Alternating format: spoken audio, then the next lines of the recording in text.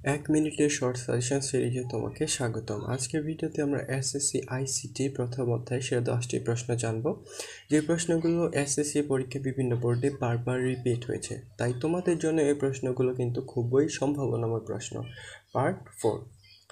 আগের পার্ট সহ অন্যান্য বিষয়ের সুপার শর্ট সাজেশনস পেতে আমাদের চ্যানেল ঘুরে আসতে পারো। তো চলো শুরু করা যাক। 31, আইসিটি এর ক্লাউড কম্পিউটিং ব্যবহার করা হয় কোন ক্ষেত্রে? 32, আইসিটি ভিত্তিক ডিজিটাল পেমেন্ট বলতে কী বোঝায়?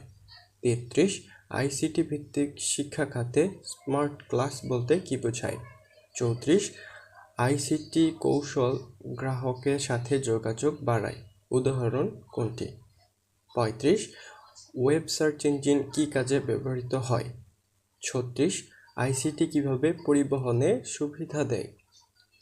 37, আইসিটি ভিত্তিক টেলিগন কী কাজে ব্যবহৃত হয়? 38, আইসিটি এর মাধ্যমে স্বাস্থ্য খাতে কী সুবিধা বাড়ে? 39, আইসিটি ভিত্তিক ডিজিটাল গ্রাম পরিকল্পনার লক্ষ্য কী? 40, আইসিটি ভিত্তিক শিল্প খাতে কোন উন্নয়ন হয়? ভিডিওটি ভালো লাগলে অবশ্যই লাইক এবং বন্ধুদের সাথে শেয়ার করতে ভুলবে না। এসএসসি ইডু হবের সাথে থাকার জন্য ধন্যবাদ।